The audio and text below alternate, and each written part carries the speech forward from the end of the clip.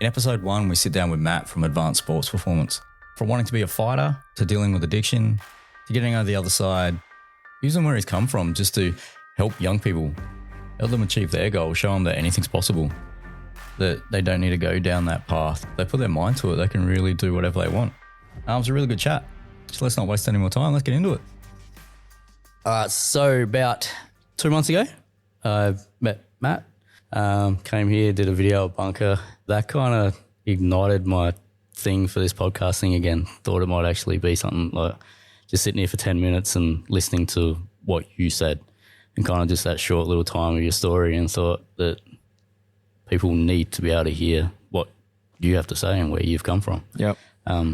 So you're the reason I'm doing this. So yeah, cool. Yeah. So introduce yourself a little bit and tell me about yourself. All right. So I'm Matt, obviously. What I do is athletic development. Like my business is Advanced Sports Performance. It mainly involves athletic development and speed training. So I coach, majority of my clients are younger teenagers, up to about 18. I don't really have anyone that's older than 18. Everyone's sort of that 14 to 16 mark, and it's all kids that want to take their sports to the next level. So I've got a lot of 17-year-olds that are looking to get signed in the footy or by the end of the year, or get drafted, or heading off to America for basketball, things like that. Yep. And it's my job to make them more athletic as a person, make them, so whether that's just strength in general or prehab, I guess you can call it. So just trying to make yourself a little bit more or less breakable, more explosive, bouncier, whatever your sport needs. Just athletic in general. And then the other side of my business is speed coaching. Yep. It's probably a good 40%. So it's like 60 speed coaching, 40 in the gym.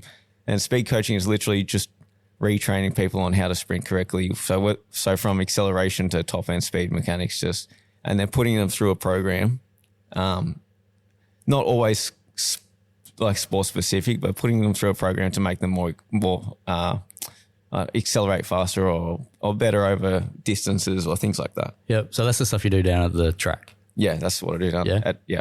Yeah. So what made you get into this? Pretty much started.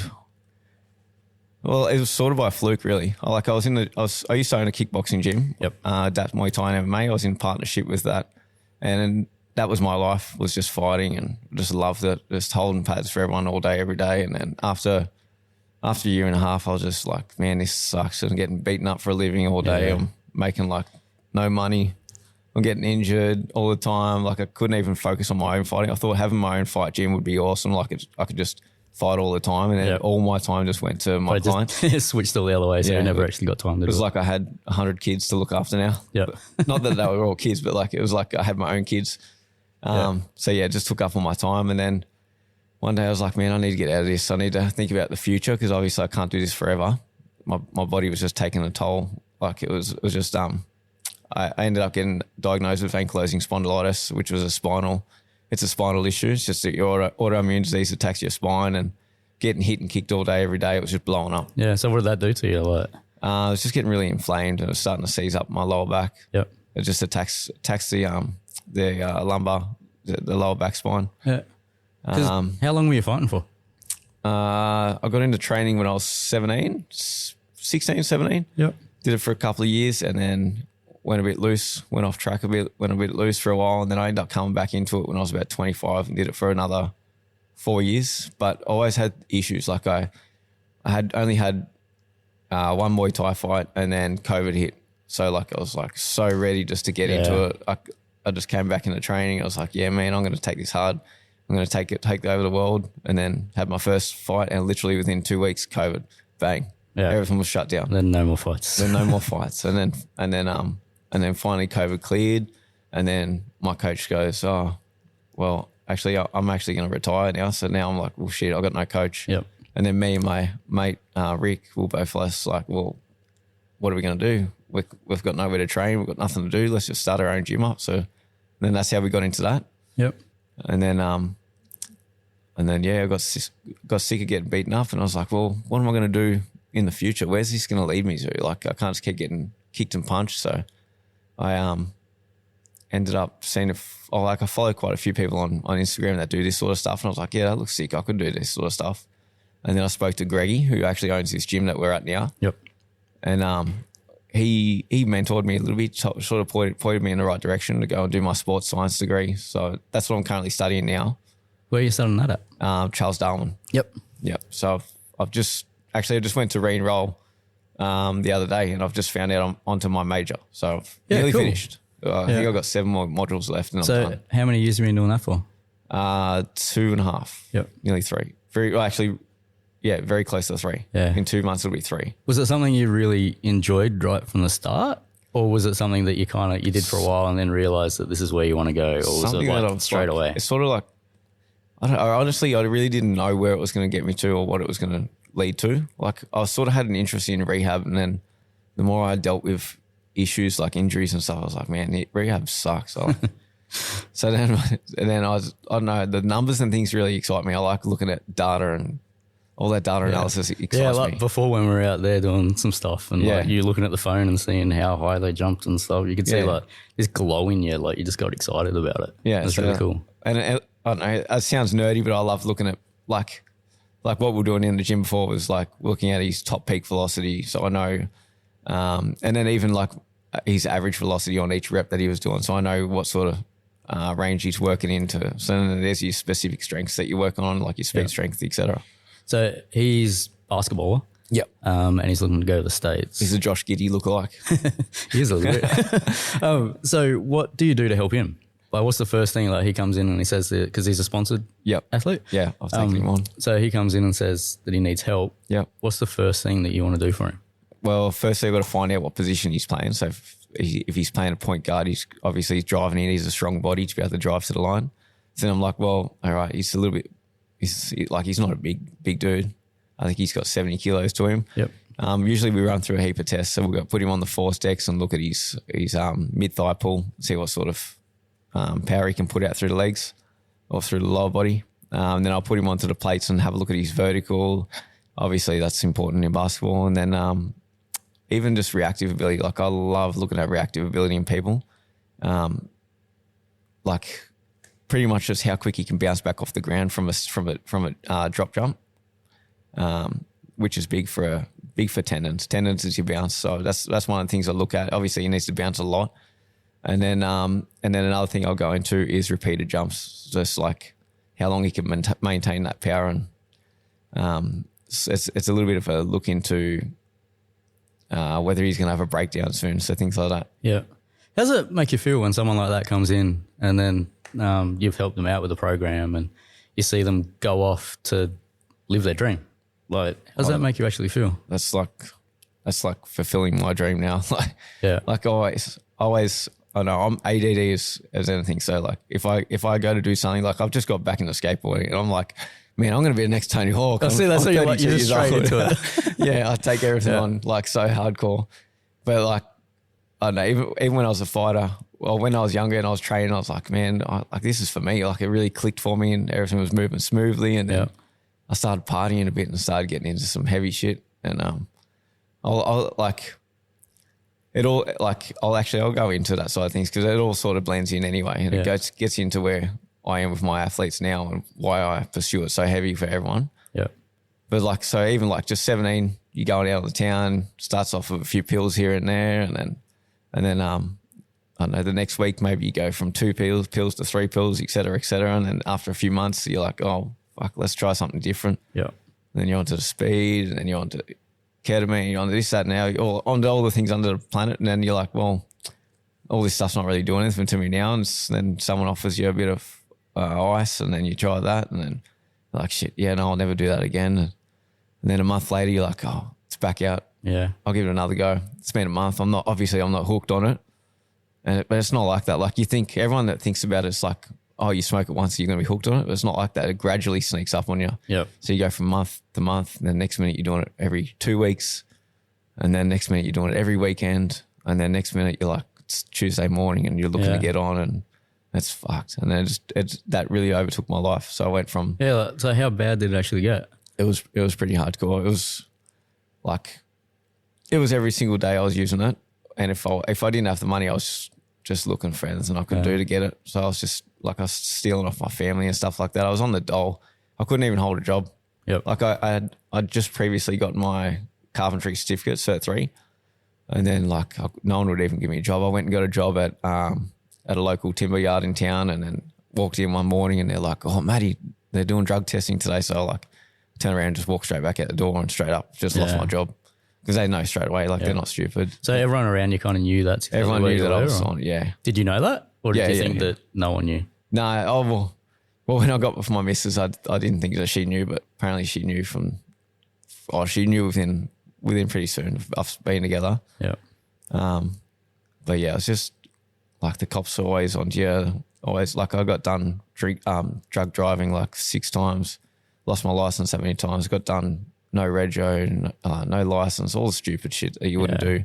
But you just don't think straight. You don't care. It's like 3 a.m. in the morning. You like got no rego on you. Like shit, man, I need to get on. I'm going for a drive. Like I'm gonna take the risk. Yeah. And then next minute you get pulled over, you get taken down to the police station, and then you got to go to court. It's just stuffing around. Yeah. So how many years was it like that? It was probably 5 years. Yep. In total. It wasn't too hardcore for 5 years. I was probably messed up for about 3 years of it. Yeah. But yeah, it was a gradual build up, and then it was 3 years of just stupid. Get kicked out from mum's house, go back to dad's house, get kicked out of dad's house, and then a couple of times I've had to get onto housing, New South Wales housing, and then they organise your house to stay in for the night, things like that. Yeah. So like they're not too bad. They actually get you off the streets. If you got nowhere to go, they'll get you off the streets. They'll put you into some little bum shack and they'll get you off the streets. Yeah. Well, what actually got you out of that? My lovely wife. Well, soon to be wife. Yep. Yep. Soon to be wife. She saved me. She saved my ass. So how long were you two together before you were like you started getting off of it? Oh shit, I'd say 8 months, but I don't know if she just played dumb to the situation and sort of like turned a blind eye to it. Yep. And then I don't know. I guess I couldn't control my temper and just smashing things and just stupid idiot. Yeah. Like never done any harm to her, but just getting angry at the drop of a hat and all things like that. And then she's obviously sick of it. And then I don't know. I haven't really seen anyone like her before. And she was like, "Well, here's your ultimatum. Like you get off the shit, or I'm out of here." So Did it hit home straight away? Like, did you think, I need to do this, or were you kind of? I knew I was at the point of I was getting in too much trouble, and not just off police, but like I just ended up owing people money, and I was just sick of that cycle of just stress. Like shit, man, I owe this person money. I've got to try. Now I'm getting like $500 a fortnight on the dole, and every single cent of that's going back to paying someone, and then and I'm like, man, this sucks. I'm living off like $1 loaf of bread, like. Shit, I did that for like 2 years. Like you buy $1 loaf of bread, couple of dollars of hot chips, and there's your dinner. Like $3 and you got dinner. It's not a good way to live, but Like before, when you're saying like stealing off a family and stuff, like not even a thought about it. It's just kind of like not even that's what I have to do to. Not even a thought about it. Just was like, well, shit. Here's something that's worth a few $100. Flog it off. Yeah. And I thought I was slick. I thought I got away with it all, and then got busted. But I made sure just recently, once I got clean, I made sure I went through and actually hunted down the things that I'd stolen and brought back and actually replaced them. Yeah. And that made my dad like a blubbering mess when I rocked up to his house one day with something that I'd actually stolen off him and sold for $300. And I was like, man, like here. And he's like, what's this? I was like, this is what I sold on you. Like what I stole and sold off you. And I just wanted to return it. I just wanted to buy it back and return it. He's like, oh, you didn't have to do that, blah. Yeah. But I felt better for doing it. Like it was something that's been eating me up forever. Like, was it eating you up at the time? No. So when you were doing, or just like didn't even think? No, didn't really give a shit at the time. But yeah, so I always try to redo my wrongs or rewrite my wrongs, whatever you say. So when you kind of got told it's get off it or I'm gone. Yep. How did you get off of it? You got to get rid of your phone. You got to get rid of your phone number. You got to get rid of your Facebook, your Instagram. You just got to pretty much become a hermit crab and just lock yourself away. Yeah, that's it. All the people you were surrounded with, they were all like part of it too. Yeah, because your mates, well, the people you're hanging out with is just, you only associate because you all do it together, and you're like, well, let's stick together. We're all doing it together. Yeah. So you just got to get rid of that circle. Once that circle's gone, you get off the stuff. It's hard. and then you just pray and hope that they get off the stuff as well too, because some of them you get good bonds with, and like I know, like I don't really look down on anyone because I've been that person that people look down on, so I just pray and hope that they all get away from the stuff as well at some point in their life. Have you had friends that have done the same thing, got off of it? And Yeah, quite a few people actually lately have been getting away from it. It's been good to see. I'm bumping into them downtown, and then there's also been quite a few people that like you hear of so-and-so pass away or so-and-so took their life, and it's pretty crazy. Yeah. Or you run into, it's mental.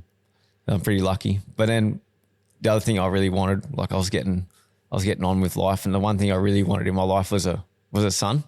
Yep. And my missus was like, well, you've always spoken about having a son. That's one of the things you always wanted. And she was like, well, if you stay off it for this amount of time, we'll try for one. So that was another driving factor for me. Yeah.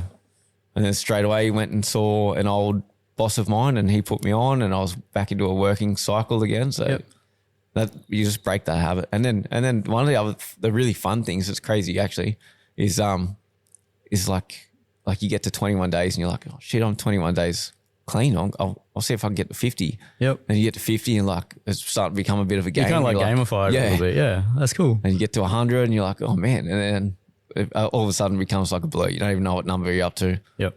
Just like, I don't even know. Like I think it's like 7.5 years now. I'll just go off my son's age and then add 9 months on for him and then things like that. Yeah.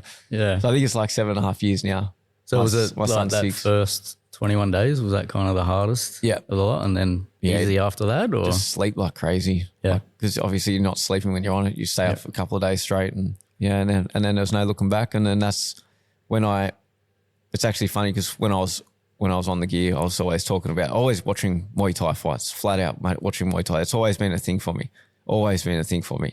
And always talking to my partner about how, one day I'm going to own my own gym, blah, blah, blah. Talking about one day I'm going to go to Thailand and train, talking about all that stuff to her. And I don't even remember all this, to be honest with you. Like all those years of my life's a blur, to be honest with you.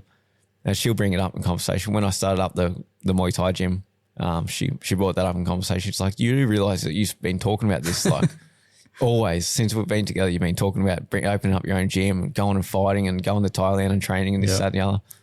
So it's pretty cool that that's always been on my mind, and then it ended up happening. But like honestly, I don't remember. Yeah. How did it feel when you did open? Did you think did you think fighting was going to be your thing? Did you think you were going to go pro? Always. Yeah. Always. But like that's probably why that's why my business, I'm so intense with my business now, is because like I got back into fighting when I was 25, and I'm like, well, shit, my time's done. Like, like I went back and had my fight, and then COVID kicked off, and then it was like done for a year and a half or whatever it was. There was like no fights allowed for ages, like because obviously you got 1,000 people at your fight event coming and watching your fight. Yep. So it was done for a year and a half. And then it's kind of longer than that too, because it's kind of no one wanted to come back into it, and it was hard to get it started again. And but then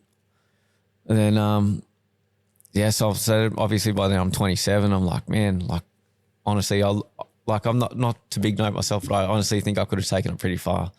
Like it was just one of the things that actually really clicked for me. Yep. And nothing else has really clicked that well for me. And I think I could have taken it pretty far. Like. And that's not just to be like, I don't want to sound like an idiot and talk myself up, but that's the thing. And I really was down on myself and hating on myself because I just wasted all that, like, what is it, like 8 years of just partying, just wasted. And I could have actually made something big of myself. Well, that's what we were talking about that first time that I was in here, and you were saying how you thought that you'd kind of wasted all that time, and you wanted to show these young people that you're actually helping now. Yeah, that like if they put in that effort and they don't go and do that kind of stuff, that they actually follow their dream and they can get where they are. Yeah. And when we were talking, I feel like you haven't wasted your life. Yeah, because watching you in there with those kids, and seeing the way that they interact with you and like they listen to everything that you say, but not in a you're going to do this, you're going to do that. It's more of a you're their friend. Yeah. And it's really cool. I don't think other trainers, other people like that have that connection like you do. So I don't see it as a waste. I kind of see it as you're using that time to help them. Yeah. Which I think is pretty cool. Well, that's definitely what sort of changed my attitude about the business. Yep. 'Cause it like sort of started off just as, well, this is going to be my new job now. I'm going to just coach this. And I look up to all the people that are like really fancy about the way they talk. And like you just said, like actual like coaches, not like, it was, and that's how I was sort of portraying myself at the start. And then the more people would come in and you see all these amazing athletes come in and they've got all this opportunity and some of them just don't believe themselves. And then that's when I was like, man, I need to start like, I don't know, go and support and just like trying to push these kids as much as possible and go and support them and just like get in their heads. And like psychology is massive and you learn that as a fighter. Psychology is huge. So I've been trying to bring psychology a bit more into it and just make people believe that like it can happen. Anything can happen. Literally anything can happen.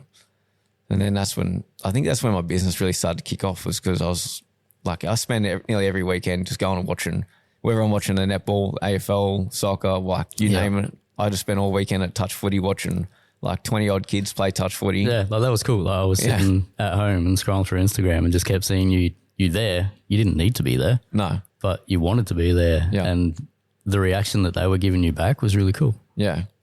And I don't know, that drives me even more. But knowing that they want me to come down and watch is awesome. Like I don't want to be that guy that's just poking around like a creep, just watching all the time.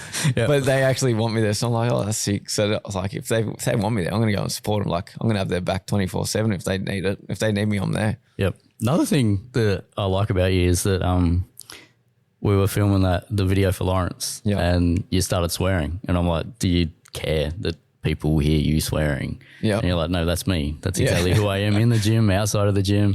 And I like that you can be you too. That you're not turning this like fake thing on for people, and like parents can come in and see that's exactly who you are. And know that their kids are kind of safe with you. I was like, and I always said this to my partner. She's always been like, oh, maybe you shouldn't speak like that. I'm like, oh, fuck it. Even like my mum's always into me, you just stop swearing. That's not professional. I was like, but like I've always spent my life doing things I don't like doing, like for work. And now I'm like, fuck, this is my business. I'm going to do my business how I want to do my business. I'm going to have a laugh. I'm not going to be like even when I'm coaching the kids and I'm trying to explain things to them, I'm not trying to be like, oh, you need to go into a lateral, an external rotation into this muscle group, like shit that they're not even going to understand. Just fucking like if I want someone to go into a half bend, I'm going to be like, bend over like you're taking a shit. Like, so I'm just going to use my own words. And I find that they like take on to that a lot better. Yeah, they kind of connect to it. Yeah. If I'm like, oh, we need to do the velocity of this in this direction, like no one understands the shit you're talking about. Like smart, I understand older it in my man head. that's like, And you see that a lot on Instagram. Like it sounds cool. It sounds scientific, sounds cool, but fuck, no one understands what you're on about. Yeah, you do. I do, yeah. And but they don't. Yeah. Yeah, so what's the point? Yeah. So I just do my business how I want to do it. And I don't know. I think it works well for me. Yeah. Yeah. How many people you got coming now? I could not tell you. I should probably know that. But last time I checked, I had 123 bookings every week, and that's 7 days a week. Yep. And I've just got a little girl. Not a little girl. She's 15. I've got a 15-year-old now helping me. So she was one of my first clients. She's been with me for a long time. The business is 2 years old, so she's probably been with me for close to 2 years. Yeah. And she's just helping out. She's just like taking on some of the juniors and helping me coach them and get some more people in, because every night I'll go home and have a few messages from people, and I hate saying no to people. I've always, even as a tradie, like I've always been told off my old man, like if you reject work, that's work you'll never get again. Yep. So I'm like, shit, man, I can't reject work. I don't want to share with anyone. Yeah. And I want to help as many people as possible. So like trying to find ways is insane. I don't want things to be like I like being personal with things. So I don't want it to get too big to the point where I can't be personal with my clients. Yeah, where you have to employ like 5 other people to do stuff. It's not you. Yeah. So that's hard. Well, on that then, where do you want it to go? Yeah, I don't. Honestly, I don't know. Like I probably should. Like it is going really well, and I probably should have a business plan set for it. But it's just I'm just riding the wave. Yeah. What happens happens. Like if it die in the ass in 6 months, and so be it. Like honestly, I don't have any like becoming rich and like famous is not my thing. It's not. I don't really give a fuck, to be honest. I'm happy. Like I was living on the dole, $520 every fortnight. Like I'm making money now, and I'm happy about that. Yep. So honestly, I don't care if I don't get, like, if I don't become this world-renowned, like, business, I'd rather become a world-renowned coach rather than a world-renowned business. So, like I don't care if my business is massive and making billions of dollars. I'd rather be known for, I don't know, maybe I discovered, like, the body needs to move in some particular angle. It's, I don't know, something scientific and nerdy as shit that everyone remembers you for. Like one of my, like my speed coach, Roger Fabry, he's a loose unit, but he's super known for like turning people quicker. Like everyone knows him for that. Everyone knows him for being a loony too. He's pretty funny guy. But even like Yuri Verkhoshansky, he's an old guy. I read all of his books all the time, and he I don't know if he invented, but I don't know if you could say that, but he created like the shock method, which is going back into that tenon bounce and things like that. Yep. So everyone knows him as like the king of plyometrics in a way, and that's what I want to have over my head, is something like that. Yeah, that's cool. Yeah. Well, going back to fighting then. So when you were fighting, did you want to be famous, or was it chasing something that you kind of? I don't know. Fame's cool, but I just wanted a freaking belt. That's what I was like. I was like, man, I just want a belt. Like, and then I used to just go and watch all the state fights and the nationals. Like, fuck, man, I could fucking beat this guy. Like, I could be there now. Yep. Like, but yeah. Do you miss it? Yeah. When I see people coming up in the club, like in the going off and having their fights, and I see them getting better and better, and I'm like, man, like, I wish I was still there training and just improving like they are. Like, but everyone plateaus out at some point. Yeah. But it's just cool to see. Yeah. You're just kind of giving it up, or? No, I still train. Yep. So I'll still go out in the shed and just hit the bag and work on my kicks, and then one day someone will ask me to come and spar one day, and I don't want to go back and have all the youngins beat the shit out of me. So I've got to keep it. Do you think there's one more fight in you? Oh yeah, 100%. Yeah. Yeah. So 100%. Do it? I'll get to like 40 and I'll have a midlife crisis, and I'll go and fight. Yeah, 100% I will. Yeah. Yeah. But like my last fight I was getting ready for, actually, I had I've never been dropped in my life, and then my last fight I was getting ready for, inspiring. One of my partners got me on the, like, right in the back of the head. Yep. Like, no, sorry, not right in the back of the head, right in the back of the ear, and caught me out of surprise and dropped me to my knee, and then I got a little bit dizzy, and I was like, oh shit, like, that's never happened before. And then coach didn't really think too much of it, because I don't know, it's never really happened. Yep. And I sort of just played it off as a tough guy. I was like, yeah, I'm fine. And then we did like maybe another 5 rounds on top of that, just constant back to back. I was just punching the shit out of each other. And then next day woke up and I've got these 2 bruises behind both sides of the ears at the back of the skull. And I've got this ringing in the ears. And every time I get up to do something, I forget what I'm doing. Yep. And I'm like, shit, the fuck was I about to get up and do? And and it was scaring the shit out of me. So I rang the doctors, and they're like, we need to call you an ambulance right now and take you straight to hospital. Because they asked me, have you got swelling or bruising behind the back of the ears? I was like, yeah, actually I do, on both sides. And they're like, yeah, we're calling an ambulance right now. So when he got checked out, luckily there wasn't any swelling or anything on the brain, but I think it was just a nasty concussion. It stuck around for about a week of me just forgetting, like flat out forgetting everything. So just like random stuff, or just everything? Like I'd get up to go and get something. I don't know whether it was getting my laptop to go and do something on my laptop, and I'd stand up and be like, shit, what am I standing up for again? And like within a split second, just forget what I was standing up for. Yeah. That's scary. And all I could think about was my son. Yep. Like, shit, I'm going to be a veggie, and my son's going to have no dad to play with, no nothing. Yeah. And he's going to have to look after me. I was like, man, that's fucked, man. Yeah. So did that have a big thing on why you don't do it anymore? Yeah, that was pretty much why I stopped. Yeah. As well as, like, that's why I stopped fighting, not coaching, but that's why I stopped fighting. And I was like, yeah, well, if honestly, if my son wasn't around and it was just me and my missus, it wouldn't have stopped me. Yeah. I'd still be going. Yeah.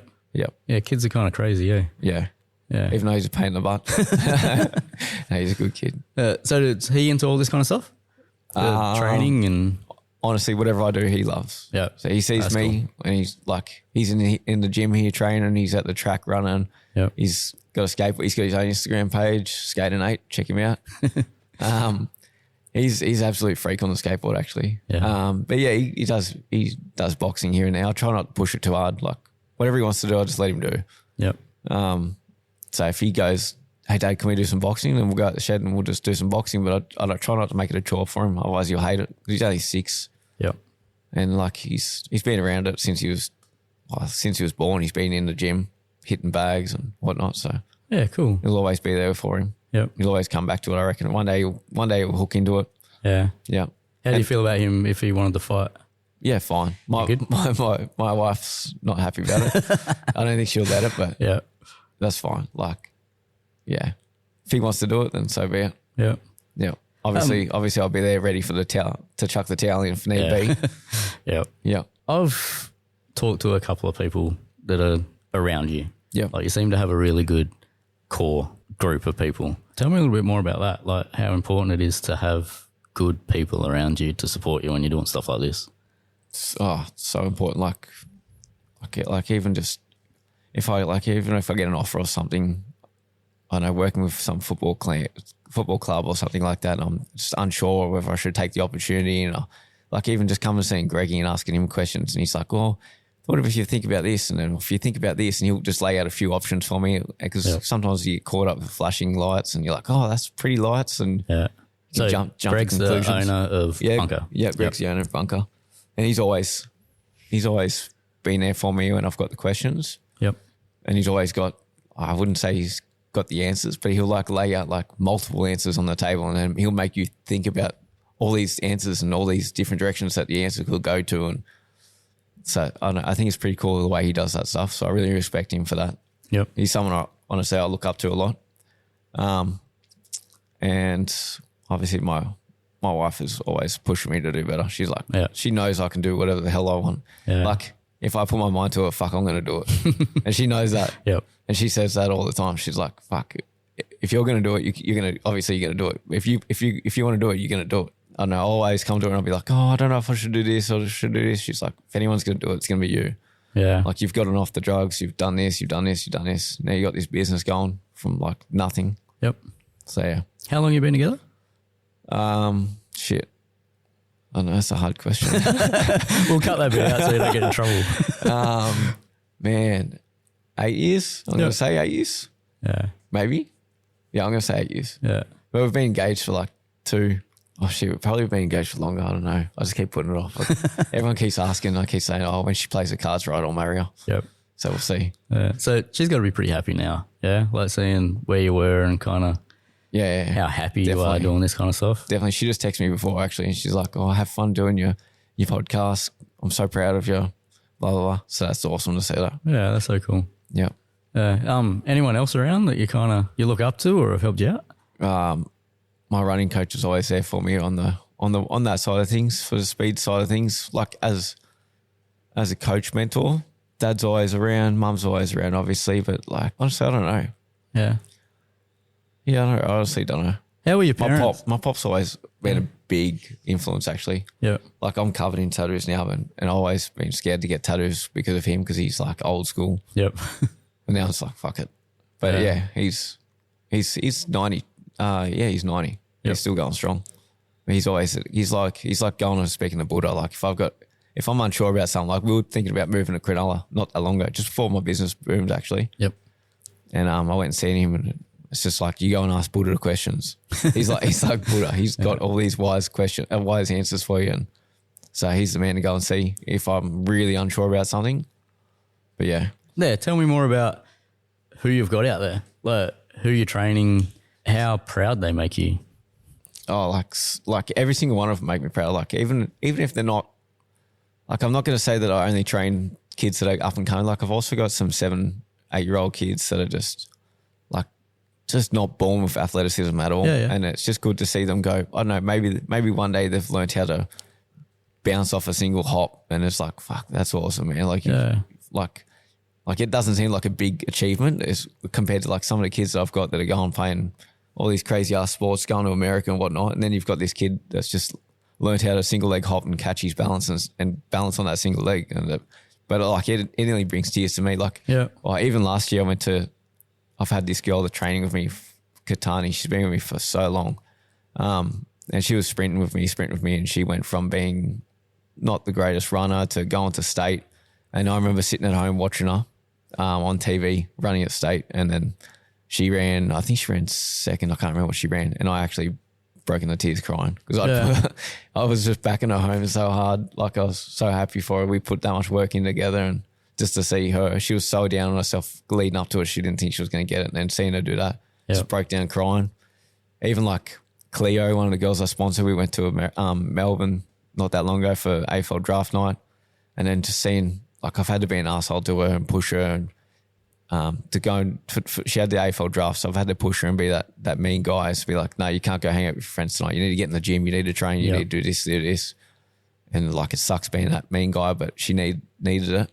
And then seeing her get drafted, and I just bawled like a little baby. Yeah, that's so cool though. Like, to be able to like have a connection with someone, just like that, and see them grow. Yeah, it's gonna be pretty cool. It's awesome. So good. So, if people wanted to actually get you to train them, or even just kind of follow what you're doing, where can they go? Yeah, Instagram. Instagram is where all my work comes from, is Instagram. Yep. And all my posts go through Instagram, so that's Advanced Sports Performance. So check it out. Yeah, cool.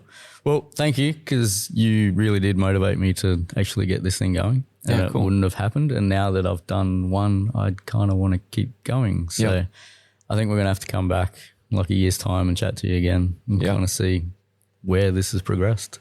Yeah, cool. It's exciting. Cool. Thank you very much. Thank you. Good. Cheers, mate. Thanks. A big thank you to Matt for opening up and allowing me to help tell his story. I know it's something that he's been thinking about how to get it out there for a while, and really appreciate that he chose this podcast to get it out there. Like I said before, I think everyone's got a story. No one's is more important than anybody. So if you want to have a go at this, hit me up and let me know. Thanks for listening.